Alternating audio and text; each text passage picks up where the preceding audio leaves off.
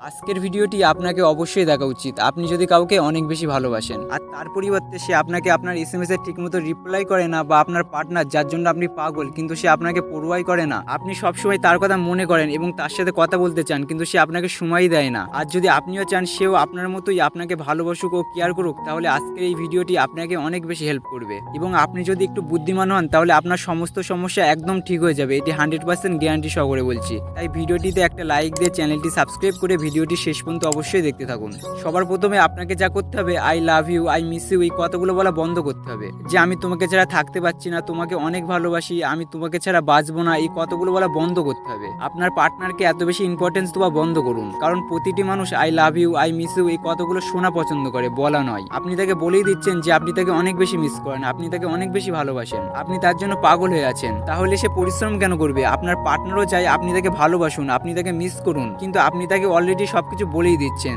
তাহলে সে কেন কিছু করবে? কারণ সে তো কোনো কিছু না করেই আপনার ভালোবাসা পেয়ে যাচ্ছে। তাই সবার প্রথমে I love you, I miss you এই কথাগুলো বলা কম করুন এবং আপনার পার্টনারকে দিয়ে এই কথাগুলো বলানোর চেষ্টা করুন। এরপর যে ভুলটি সবাই করে থাকে সেটি হলো সবাই তার পার্টনারকে ফার্স্ট প্রায়োরিটি দিয়ে থাকে এবং নিজেকে সেকেন্ড প্রায়োরিটি দেয়। কিন্তু আপনাকে যা করতে হবে সবসময় নিজেকে ফার্স্ট প্রায়োরিটি দিন, কারণ আপনার পার্টনারকে যেহেতু তাকে বলেই দিচ্ছেন সবকিছু শুধু তুমি তুমি আমার কাছে সবার আগে, আমি সবসময় তোমার কথাই ভাবি, আমি নিজের থেকেও বেশি তোমার কথাই চিন্তা করি, তোমাকে অনেক বেশি কেয়ার করি, তোমাকে অনেক ভালোবাসি, তুমি আমার সোনা, তাহলে আপনাকে এই কথাগুলো বলা বন্ধ করতে হবে। এখানে আপনার নিজেকে যা করতে হবে সবসময় নিজেকে ফার্স্ট প্রায়োরিটি দিন এবং আপনার পার্টনারকে সেকেন্ড প্রায়োরিটি দিন। এটি না করলে আপনি রিলেশনে হ্যাপি থাকতে পারবেন না।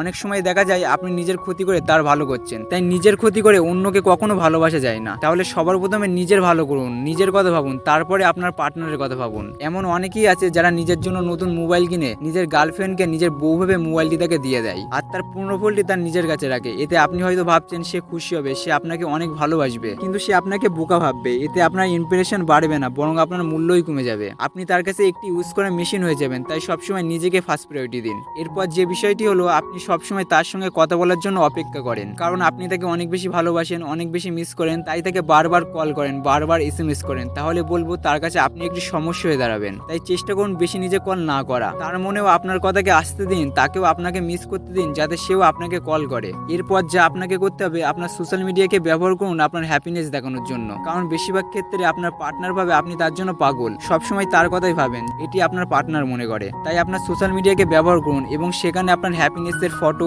স্ট্যাটাস আপলোড করুন, বন্ধুদের সাথে এনজয় করুন আর সেটি নিয়ে সোশ্যাল মিডিয়ায় শো আপ করুন। এতে আপনার পার্টনার বুঝতে পারবে আপনি তার কাছে কোনো পুতুল নয়, আপনি তার গোলাম নয়, আপনাকে ছাড়াও সে খুশিতে থাকতে পারে। এরপর যে বিষয়টি আপনাকে মাথায় রাখতে হবে সেটি হলো নিজের কিছু কথা সিক্রেট রাখুন, কারণ যদি আপনি সমস্ত কথা তাকে বলে দেন তাহলে আপনার মধ্যে জানার মতো আর কোনো কিছুই থাকবে না। তাই চেষ্টা করুন যতক্ষণ না সে আপনাকে কোনো কিছু জিজ্ঞেস করবে ততক্ষণ না কোনো কিছু বলবেন না। কিন্তু আপনি কি করেন, আপনি তো সারাদিনে যা কিছু হয় সে না জিজ্ঞেস করতেই তাকে বলে দেন। তাই নিজেকে একটু রহস্যময় তৈরি করুন, সে যেন কখনোই বুঝতে না পারে আপনি কিরকম।